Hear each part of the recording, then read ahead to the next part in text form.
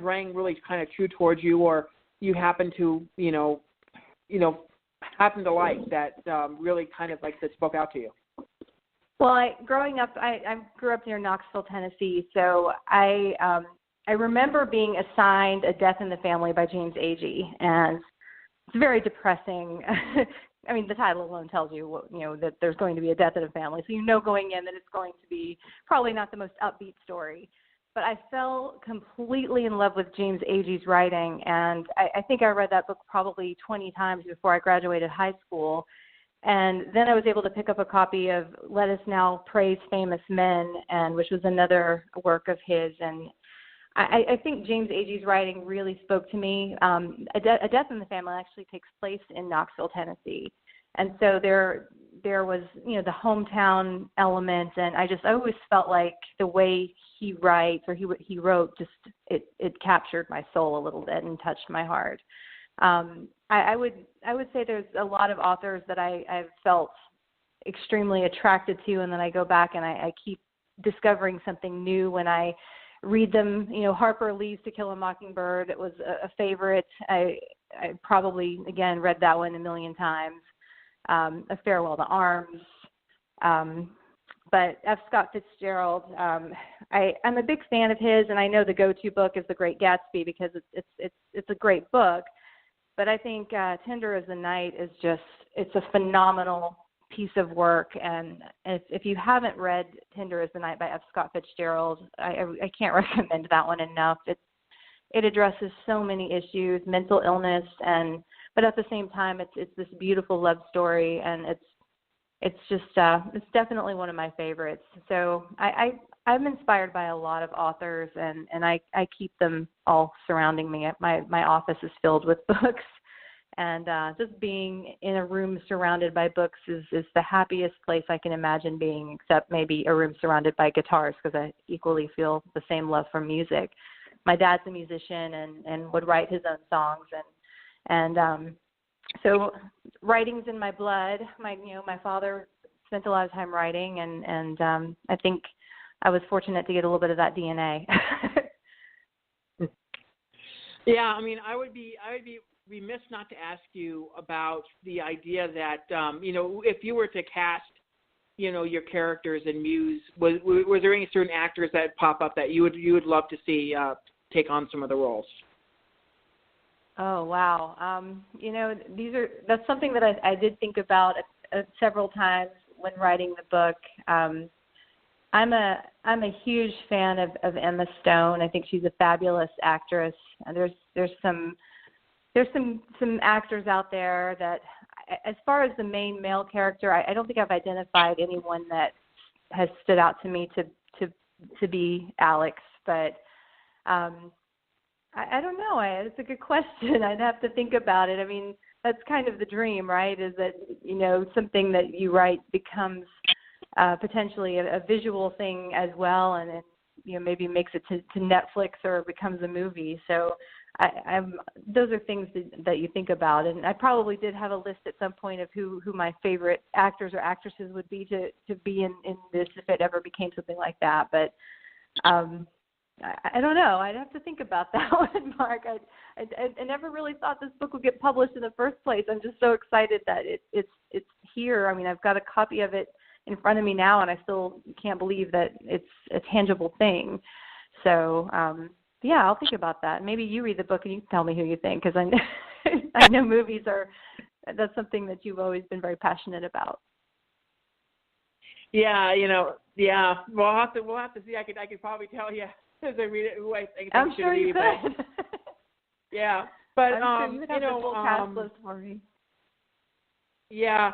We've both been in the news business for so long. I mean, and then we both got out basically. Now you're an associate dean out there at the college. I mean, what's it been like for you to kind of see the change in terms of how news has changed? I mean, when we were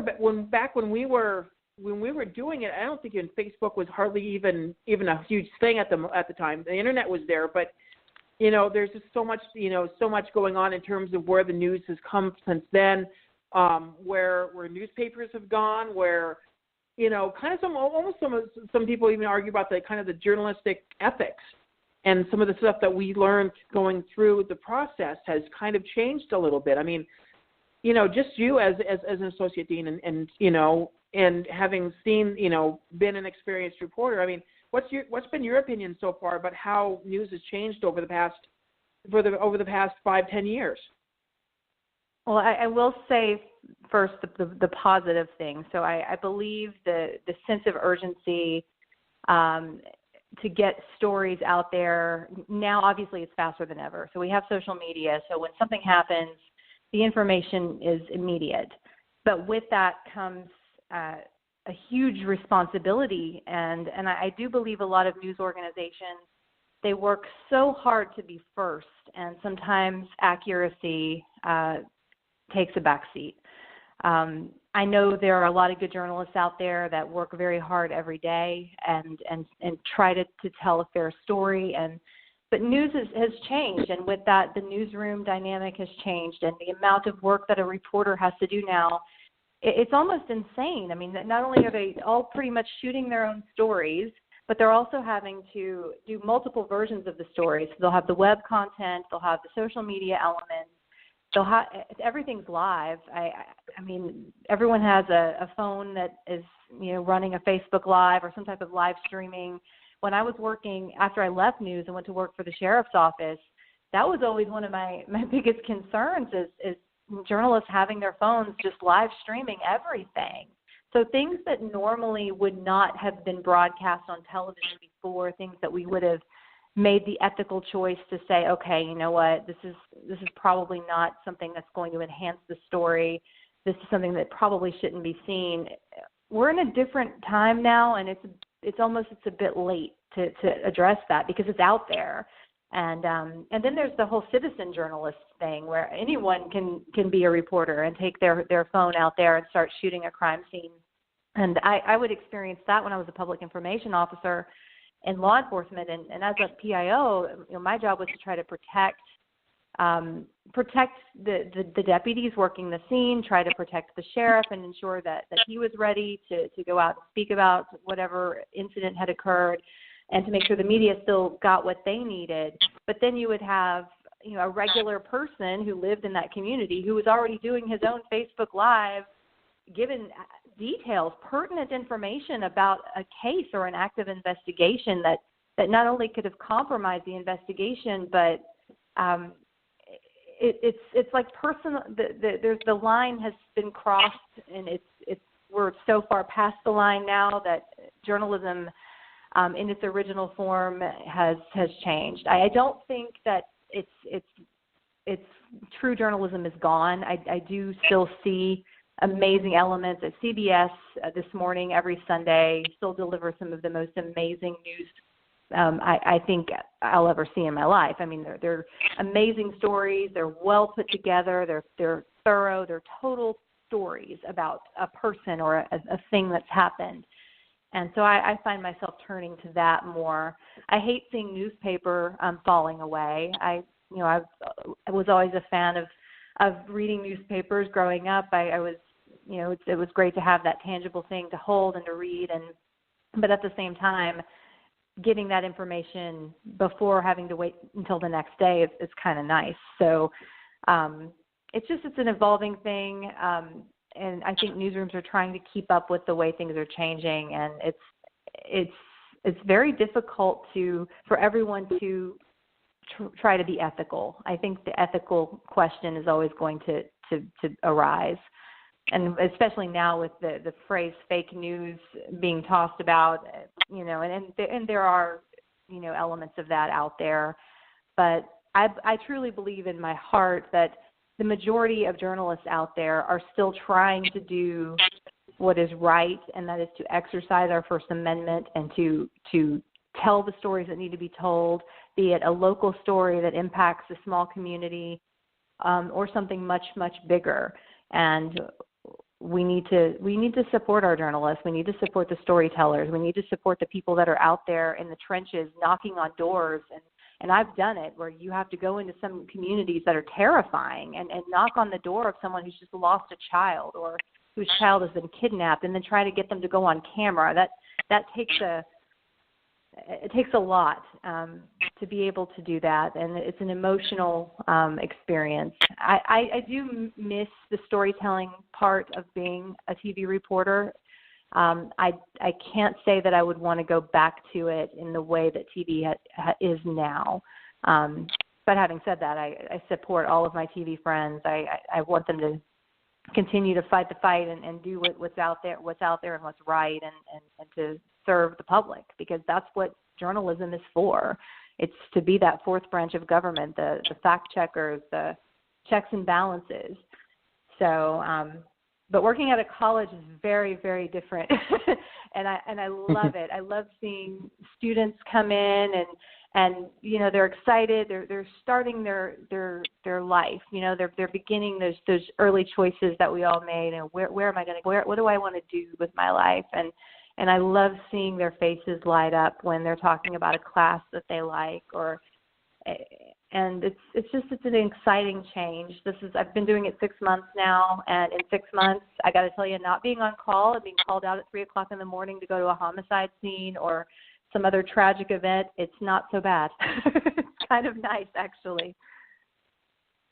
Yeah, I don't mind it. I don't mind it either. I kind of went a slightly different direction and went to documentary filmmaking, and I love just learning things and having the pressure of having to turn in a story that night or by a certain time. I like the fact that I could take time. I can get research done.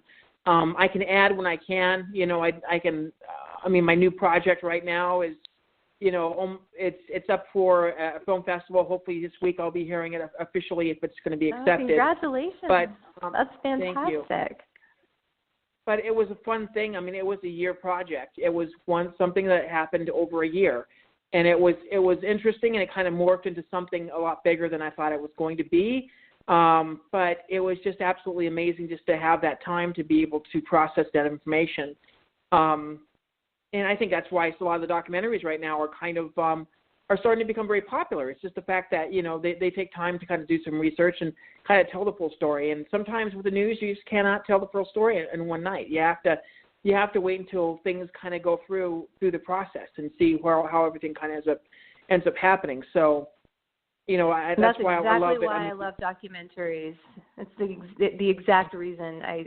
Because I got sucked into the documentary section on Netflix, and I think I was stuck there for about a week. I couldn't get away because I love seeing something that's thorough. And again, you don't get that opportunity in TV news. You have to fit an entire story, or as much as you can, or the elements that are required of you by your news managers or whatever producer that you're working with. You have to fit it in a minute and a half, sometimes less, and that's not enough time for some things. Some things you need a little more time to really explore what the depth of the story can be, and allow people their chance to talk a little bit more about how things impact them. And so for me to go from that to be able to write books it's a natural progression, because now I can, if something is interesting to me, or I find something that's fascinating or inspiring, I can write 90,000 words or more about it. I don't have to spend a minute and a half trying to encapsulate it into just this tiny thing. And I like the freedom of that. It's just a good feeling. And the same for documentaries. Any time that you can really explore something more deeply, I think it's a good thing, and it allows people to really see the total picture, the big picture, as opposed to just a few seconds of it. Yeah, it's great to be able to meet all the people that were a part of my documentary as well. That's the thing too. You get to meet so many different people, from all different walks of life, and you get to understand that a little bit better, which is really, really nice too. It's great to be able to see. I think the best sum it up is the fact that we got some really great experiences from news, and that kind of morphed into what we're doing now. There were some elements that we didn't like. There's some elements we did like, but it just wound up that we all ended up where we wanted to be. But we took a lot from what we had learned in the news business. So it's great to be able to be able to see that as well. So for sure.